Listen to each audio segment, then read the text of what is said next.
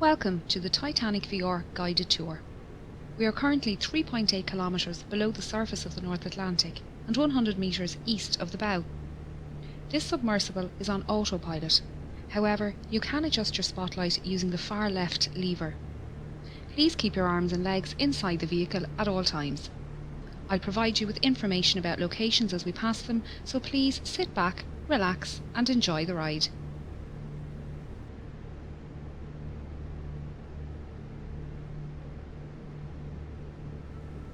The RMS Titanic was the second White Star Line Olympic-class ocean liner, the first being RMS Olympic and the third being HMHS Britannic.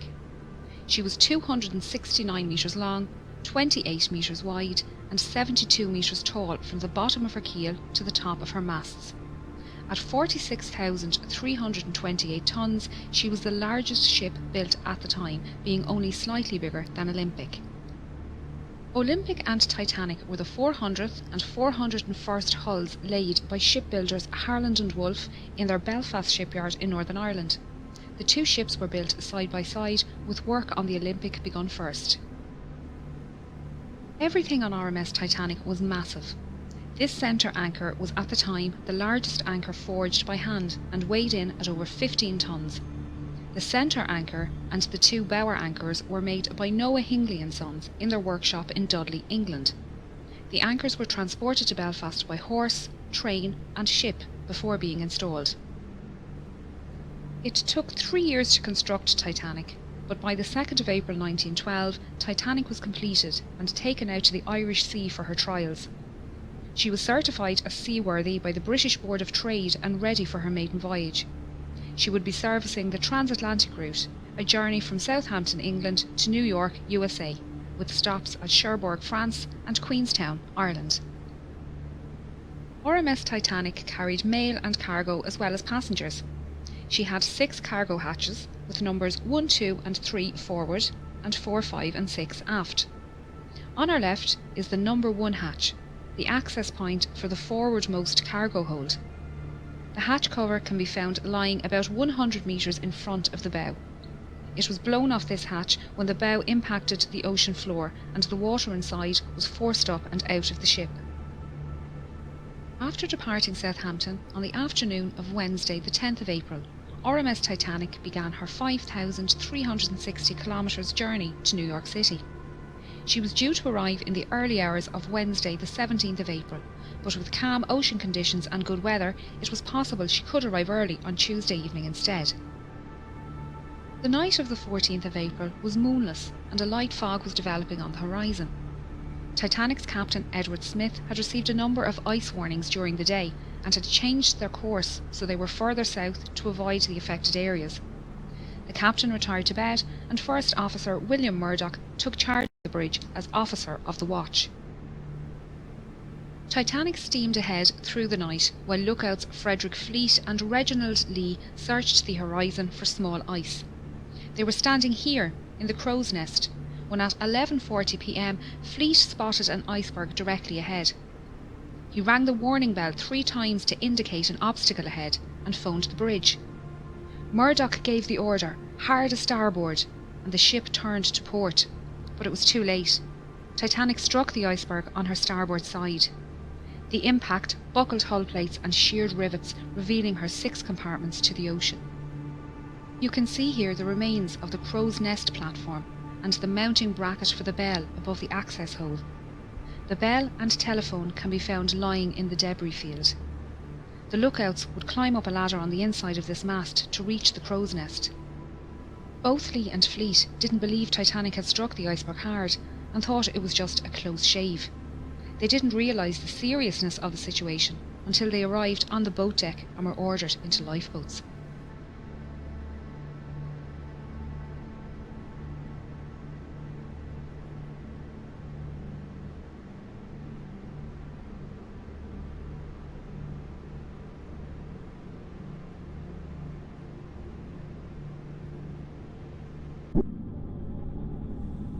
We are now heading down the number 2 hatch to reach the main cargo hold and mail room. We're passing by decks D, E, F and G, which housed the third-class open space and cabins for third-class single men and crew. Third-class single women and families were accommodated in the stern. The D-deck open space was a large sheltered area with bench seats, small tables and a bar. Steerage passengers used this space to walk, socialise and to listen to music. They were expected to create their own entertainment, and some passengers brought their instruments with them on the journey. The third-class passengers held a dance party here on the night of the sinking. The crew staying in this section were mostly firemen, trimmers and greasers. These crewmen worked in the hot and dirty boiler and engine rooms, shovelling coal and greasing machinery. Because of this, they had their own special wash areas and slept in rooms away from passengers. They accessed their work areas through a passageway under the cargo hold below. Titanic contained 15 bulkheads, thick walls that separate her lower decks into 16 watertight compartments. It was a new design technique that meant Titanic could stay afloat with up to 4 of her compartments damaged, and led to her being considered unsinkable. Unfortunately, the collision with the iceberg opened 6 compartments. Within the first 15 minutes, this cargo hold was underwater, and the third-class accommodation on G-deck above was starting to fill with water. This hold was used to store cargo for passengers and businesses being transported across the Atlantic. Among the crates of fabrics, furniture and food products, there were also a few unusual items, including orchids, dragon's blood, barrels of mercury and a brand new Renault automobile. Some of the more expensive items being carried included Egyptian artefacts heading for the Denver Museum, the Rubaiyat of Omar Khayyam and the Le Circassiano Ben painting by Blondel. These items were most likely held in the first-class baggage area next door, but were lost along with the mailroom when that section filled with water 20 minutes after the collision. We are now going to head through to the mailroom on the other side of this bulkhead. RMS Titanic was registered as a Royal Mail steamer and contracted to transport mail across the Atlantic. RMS liners were favourable with passengers as they were considered more reliable to arrive at their destination on time. Titanic had a mailroom and post office on board, with 5 dedicated post office workers. This team consisted of 2 British and 3 American clerks, and together they sorted up to 60,000 letters per day. John Jago Smith and James Williamson were from the British Royal Mail, and William Gwynne, John March and Oscar Woody were from the US Postal Service. They worked in both this room and the sorting room upstairs, and their sleeping quarters can be found above on F deck. There were roughly 200 bags of registered mail and 3,500 standard mail bags on board, meaning a total of roughly 7 million pieces of mail and 700 parcels were lost in the sinking. The iceberg damage ran directly across the starboard side of this room, leading to this space flooding early in the night. The 5 clerks worked tirelessly to try and save the mail, and managed to carry 200 mail bags up these stairs to the sorting room. Only a few minutes later, the water had reached this level, and they moved what they could to D-deck. Their final movements aren't known, and sadly, all 5 mail clerks died in the sinking.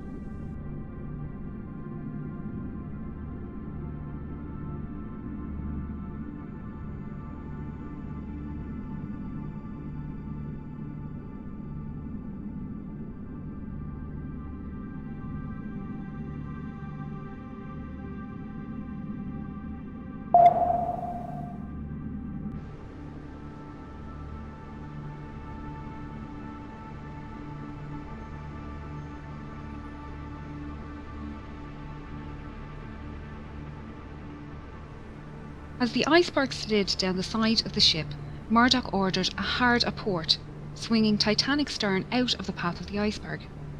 He also closed the watertight doors, isolating the flooding to those damaged compartments. The forward 3 hatches, along with the peak tank and boiler rooms 5 and 6, were breached. The openings were long and thin, where the iron plating had separated and exposed a total area of little over 1 metre squared. After the collision, RMS Titanic stopped and almost immediately took a starboard list. The captain organised a group to go below and inspect the ship for damage. When they returned, Chief Designer Thomas Andrews was summoned to the bridge and given the damage report. Knowing the volume of each breached compartment and the initial rate of flooding, he calculated Titanic would sink within 60 to 90 minutes. The captain gave the order for the lifeboats to be prepared. Passengers who were woken by the impact were starting to make their way onto the decks. Many found large chunks of ice here on the forward well deck and shaved ice falling through open portholes on sea deck. Third-class men had an impromptu football match, and first-class passengers joked about keeping pieces of ice as souvenirs for the journey. While exciting, passengers didn't believe they were in any danger, and most returned to their cabins soon after. We're now moving up to the bridge and then over to the Marconi radio room. RMS Titanic was not only luxurious, but also the height of technology at the time. She had a Marconi radio set on board and could send messages to other ships and stations up to 3,200 kilometres away. The fore and aft masts suspended the Marconi twin T-type aerials, 4 cables that transmitted the radio signals across the ocean. The top of this mast rests on the collapsed navigation bridge, where the officer of the watch would stand and direct the ship. The smaller, sheltered room at the back was called the wheelhouse, and it was here the quartermaster stood at the helm and piloted the ship. You can see the outline of the wheelhouse walls on the floor. This telemotor is all that is left of the wheel, and along with the commemorative plaques, serves as a stark reminder of the events of that night. Titanic carried just 20 lifeboats, 4 more than required by the regulations outlined by the British Board of Trade. There were 14 regular wooden lifeboats, 2 smaller cutters and 4 Engelhart collapsible boats. The total capacity of these lifeboats was only 1,178 people, far less than the total on board. This fact must have weighed heavily on the captain's mind as he specified the boats to be filled with women and children first. Many passengers refused to board lifeboats, believing they would be safer on board Titanic. Just over an hour after the collision, the first lifeboat left the sinking ship. By 2 a.m, only her 4 collapsible lifeboats remained unlaunched. This is davit number 1, the only davit remaining in a standing position on the wreck. It was used by First Officer Murdoch to lower Lifeboat 1 and Collapsible C, and was in the process of lowering Collapsible A when the bridge suddenly ducked under the water at 2:15 a.m. The officers, crew and passengers alike were washed from the decks by the resulting wave, and the lifeboat floated away upright and empty.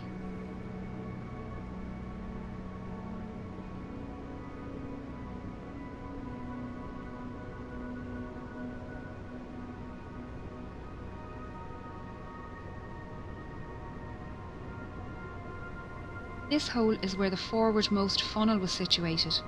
As the bow dipped under the surface, the funnel fell forward and crushed the starboard bridge wing and the people swimming in the water nearby. The stern rose out of the water, peaking at an angle of around 15 degrees. This placed stress on Titanic's keel, which buckled and twisted, tearing the ship in half and sending the waterlogged bow plummeting to the ocean floor. The tear wasn't clean, with the decks failing to hold at varying positions. The stern, now rapidly filling with water, bobbed on the surface for a few minutes before slipping under. Those in lifeboats had rowed far away from the ship for fear of being pulled under by the suction as Titanic sank. They were now left to decide whether they remain safe in their boat or try to rescue some of the 1,500 people floating in the freezing water. If they returned to the wreckage, they risked being capsized by panicked swimmers trying to climb into their lifeboat. It was a hard decision, and many decided the risk was too great. Only 3 boats pulled people from the ocean that night.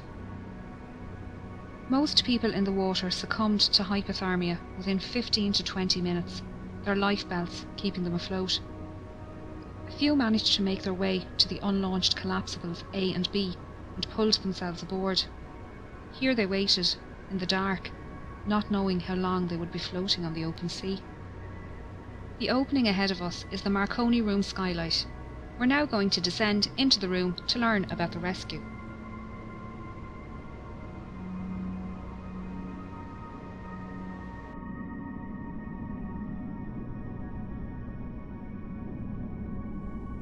Throughout the night, senior operator Jack Phillips worked the 5 kilowatt Marconi wireless radio set to send out distress signals using both the old CQD and new SOS call codes. He alerted nearby ships to their position and status and received updates of ship locations and estimated arrival times. Junior operator Harold Bride took these updates to Captain Smith and passed the captain's responses back to Phillips for transmission. RMS Carpathia radio operator Harold Cottam was off duty and about to go to bed when he decided to listen in to the nightly news from Cape Cod. Operators there mentioned they had ice warnings for Titanic, and Cottam decided to pass on the message. He was surprised when Phillips responded to his call with a CQD and gave Titanic's location. Cottam immediately took the message to Carpathia's captain, Arthur Rostron, who ordered all hands on deck and told Cottam to let Titanic know they were on their way. These calls for assistance were only possible with the help of the Titanic's engineers working down in the ship's engine room. The dynamos powered the ship's lights, water pumps and Marconi equipment. As Titanic took on more water, her engines began to fail and the signal strength weakened. Bride adjusted the current and motor speed to find the strongest spark, while Phillips tested the equipment in the room next door. Bride's final settings can be seen on the wall here.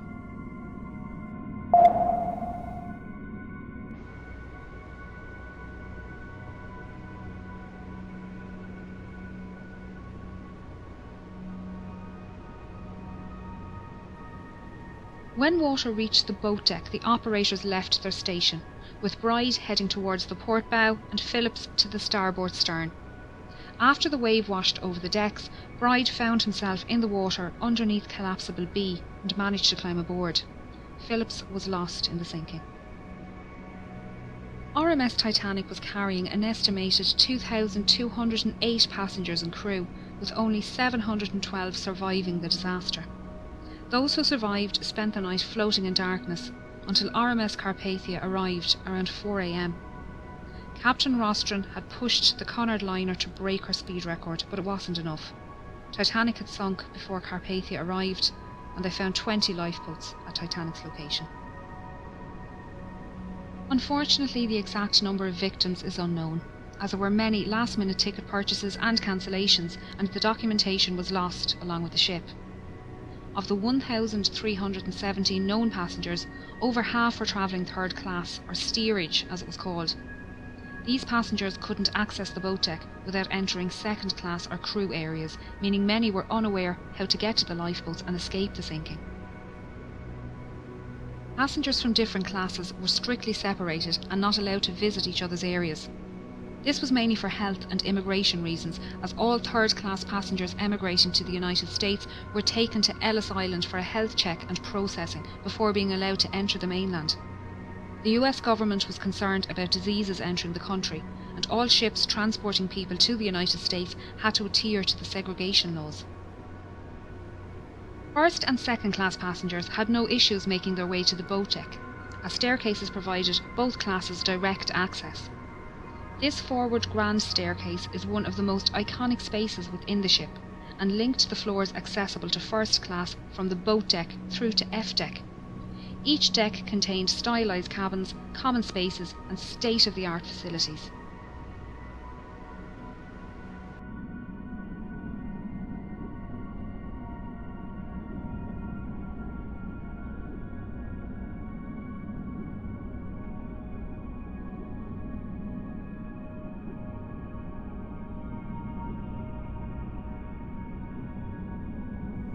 A deck comprised of the first class lounge, promenade, reading room and smoking room. The first class smoking room contained the only functional fireplace on the ship.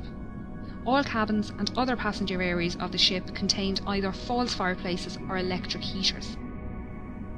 B deck included the 2 millionaire suites, the largest suites on the ship, both with private promenades. This deck also included the a la carte restaurant and Café Parisien, both managed by restaurateur Luigi Gatti. This restaurant and cafe were not included in the travelling fare like the dining saloon, and tables needed to be booked ahead of time.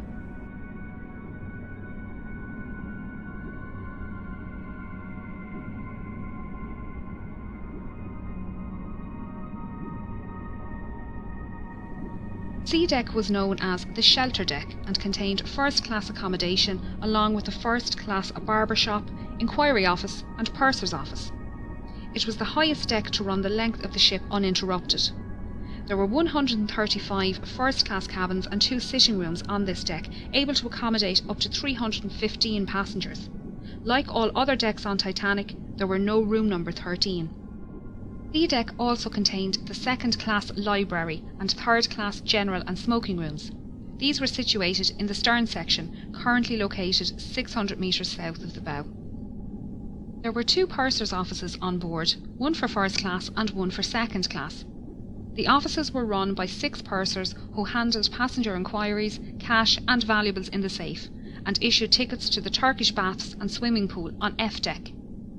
First and second class passengers needed to register their arrival at their respective purser's office, and they were given maps of the ship.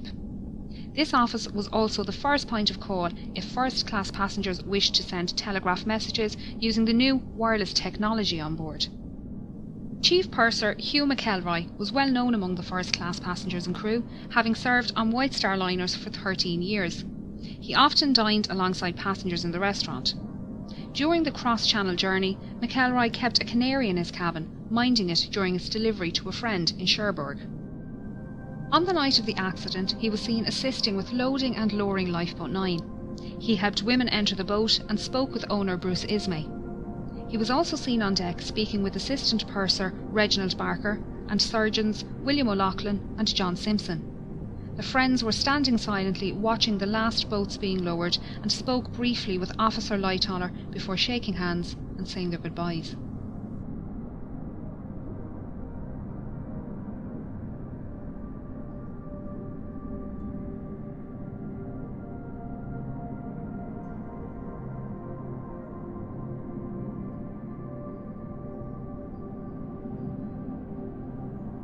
The sitting room, one of the most recognisable on board Titanic, was part of a parlour suite occupied by the Strausses. It was decorated in the Regency style with mahogany furniture and gilt panels. It was the only room on board in this style, and you can still see the golden clock sitting on the mantelpiece, surrounded by debris. The bedroom next door also contained mahogany furniture, this time contrasting with the white gilt panelling and decorated in the Empire style. Isidore Strauss was one of the owners of Macy's department store, and he and his wife Ida were returning home to the United States after visiting Europe for the winter. Their adult son Jesse was travelling with his young family from New York towards Europe on board the liner SS America, and their ships crossed paths in the afternoon of the 14th of April. Isidore sent a short message to Jesse that afternoon, noting the fine weather they had experienced. Unfortunately, Jesse wouldn't learn of his parents' fate until some 4 days later. The elderly couple were woken by the slight bump as Titanic struck the iceberg, and made their way up onto the deck after waking their maid and valet. When the time came for Ida to board Lifeboat 8, she entered the lifeboat but then realised her husband would have to stay on board, and she stepped back out. Isidore and others tried to convince her to re-enter the boat, but she refused to leave without her husband. Ida helped their maid Ellen Bird into the boat and wrapped her fur coat around Ellen, saying she wouldn't be needing it anymore.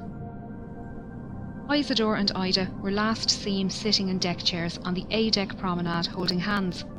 Isidore's body was recovered from the ocean, but Ida's was never found. The Strausses' parlour suite was just one of many specially designed first-class rooms. The 77 large staterooms were decorated in a range of different period styles. Titanic was designed to be the height of opulence, and the first-class common areas were the most luxurious. She mostly followed Olympic's design, but White Star Line made many changes to Titanic's layout and fixtures due to feedback from Olympic's maiden voyage. Some design changes can be seen on D-deck.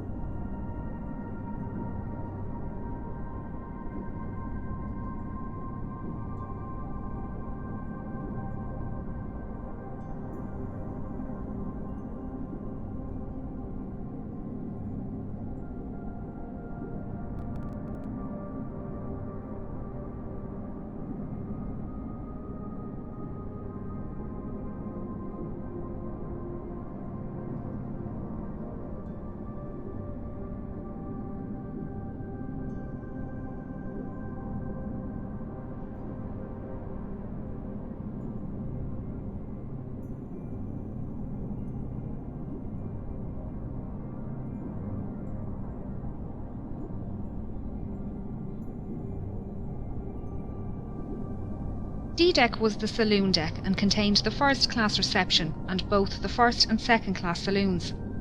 This was also the highest deck to accommodate all three classes. This reception room was possibly the most utilised first class space on the ship. It extends the full width of the ship and was decorated Jacobean style with raised ceilings, white carved panelling and dark green carpet. The arched windows on the sides allowed natural lighting during the day and were lit at night by electric lights hidden behind the glass. White wicker furniture with green cushions and potted palms completed the look, keeping the space open.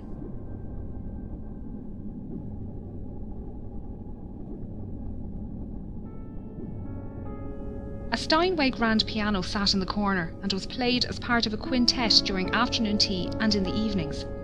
Passengers would sit and listen to the band before heading to dinner in either the B-deck restaurant or through the double doors to the first-class saloon. Percy Fletcher, the ship's bugler, called passengers to their evening meals by playing the Old Roast Beef of England at various locations around the ship.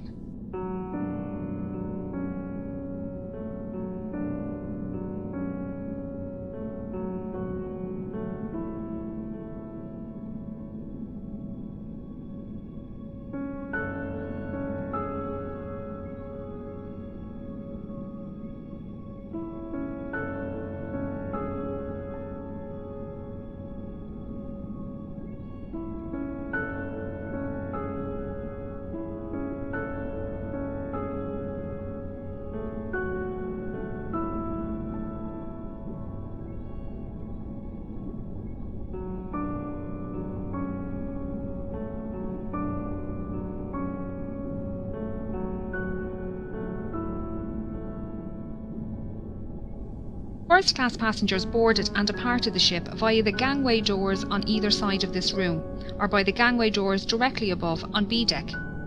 These lobbies were larger on Olympic and extended out into the reception area.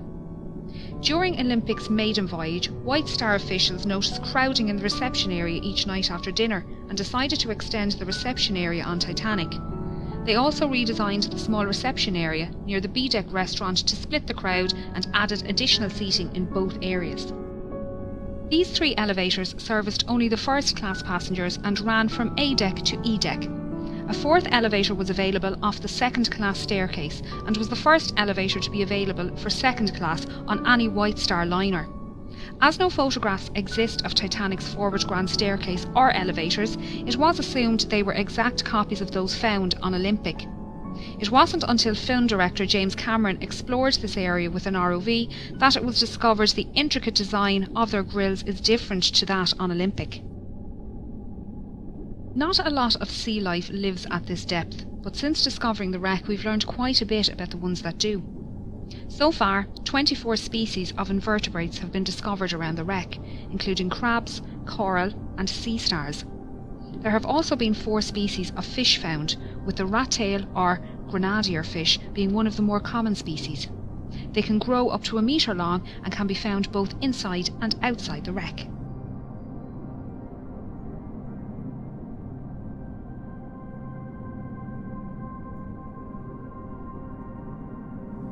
E-deck was also known as the upper deck and provided accommodation for first, second and third class passengers as well as most of the crew. An access corridor used by both crew and steerage ran almost the length of the ship on the port side, just behind this door. Named Scotland Road by the crew after the busy street in Liverpool, the 2.6 metre wide corridor allowed passengers to make their way to and from the dining saloons on F deck and crew to reach their quarters. This side of the door was strictly first class only, and running down the starboard side were 45 staterooms. These rooms were alternative first or second class and were therefore not as luxurious as those on the decks above, but still comfortable. Many contained mahogany furniture with white enamelled brass beds.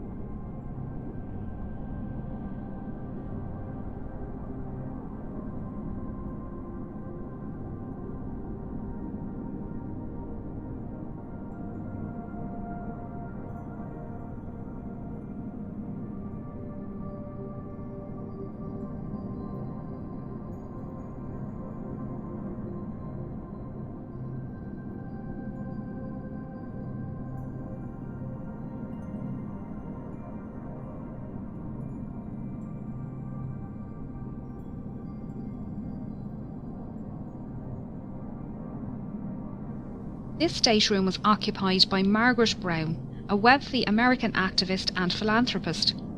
She was heavily involved in workers' and women's rights and campaigned to support those less fortunate both before and after the accident. Margaret was holidaying in Egypt with friends when she received a message that her eldest grandson was seriously sick at home in the United States. She booked the earliest ship from Cherbourg back to New York, the RMS Titanic. In her interview with Colonel Archibald Gracie, she stated she was lying on her brass bed reading at the time of the accident. She felt the bump, but didn't think much of it and kept reading. It wasn't until she heard men talking about heading up on deck that she decided to find out what happened. One of the men told her to grab her lifebelt and head up onto the boat deck with them.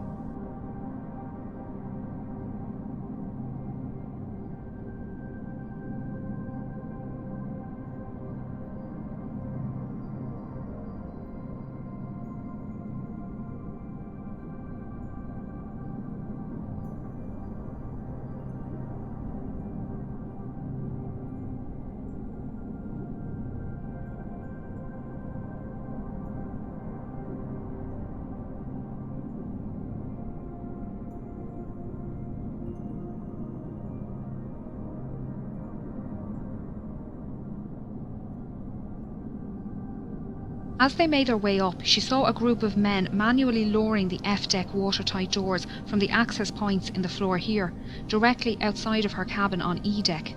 The men were joking around as they worked, so she thought it must only be precautionary. Margaret helped women board lifeboats on the port side of the ship before being persuaded to join Lifeboat 6.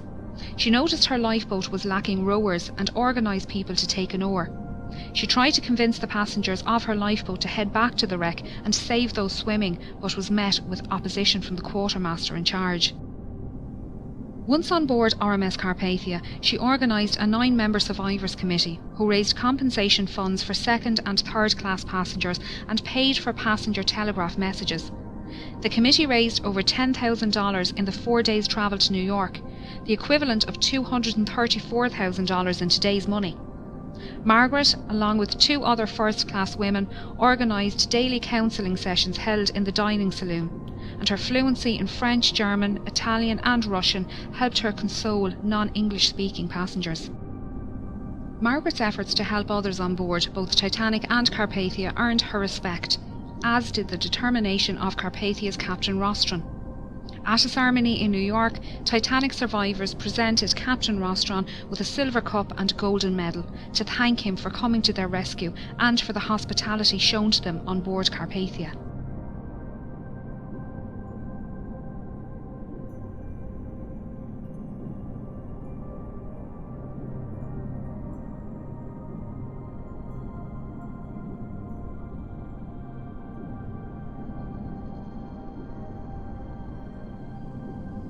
This watertight door is the one Margaret Brown watched being lowered from the floor above. On the other side of the door is the swimming bath and the linen storage rooms. Their state is unknown, although this area flooded around an hour after the accident and is expected to be in good condition due to the lack of water movement here. As we can see, the Turkish baths are well preserved. This was the cooling room, and first-class passengers would relax here after using the temperate, hot and steam rooms just off the side door. Passengers would change into towels using the change rooms in the starboard corner and store any valuables in the cabinet next to the vestibule. The passenger would then make their way down to the temperate room, where they would sit or lay in the heat for 10 to 15 minutes. Here they would start to sweat before moving into the adjoining hot room. After spending another 5 to 10 minutes in the hot room, the passenger would either take a cold shower or a dip in the swimming bath next door, before making their way into the shampooing room. Here the passenger would lay on a marble table while an attendant gave them a full body wash and massage. Once dry and wrapped in clean towels, the passenger would make their way back to the cooling room, where they would relax until their body returned to the normal temperature. The Turkish baths is one of the best preserved areas on the ship, with most of the tiles, ceiling lanterns and wooden panelling still in place. The deep location within the wreck leaves it protected from destructive currents, although there is still sea life down here.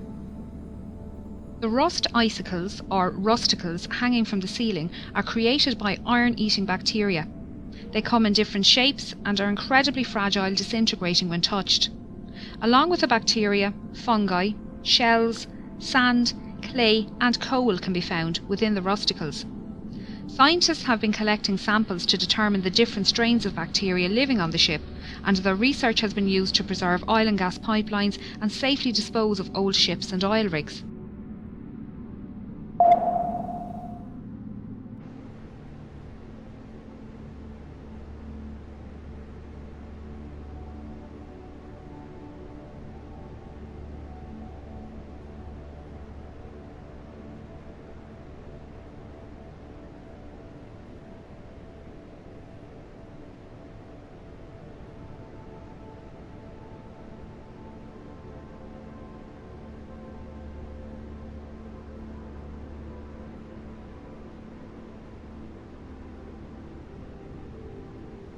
As first-class passengers rose up this staircase and made their way out onto the boat deck, they would have passed the band playing in this alcove next to the entrance. The band consisted of 8 musicians led by violinist Wallace Hartley. They usually played separately as a quintet and string trio at varying locations throughout the day. During the evacuation, the musicians began playing near the B-deck restaurant, before later moving up to this position near the forward grand staircase. They played mostly ragtime tunes to calm passengers standing nearby and draw passengers inside up to the boat deck. Some survivors state that the band played until the end and that the night was so quiet, even those in lifeboats away from the ship could hear the music. Many survivors claim that the hymn "Nearer My God to Thee" was the last song played, although it was also reported to be "Songed Autumna." Sadly, all 8 members died during the sinking, with only 3 remains recovered by the cable ship Mackay Bennett. Wallace Hartley was one of them, found with his violin inside his case and strapped to his body. The violin was an engagement gift from his fiancée, and it was returned to her following his death. Memorial monuments have been erected around the world to honour those who died at their posts as Titanic sank. The musicians playing on deck, the passengers who loaded lifeboats and then stood aside, the firemen and engineers keeping the dynamos running.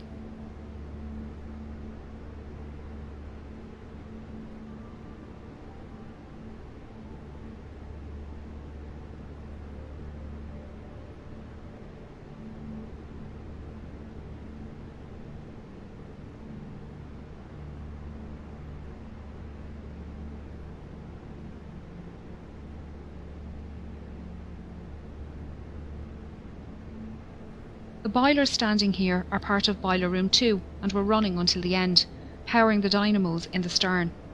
A skeleton crew remained in the electrical engine room, redirecting power and keeping the lights on.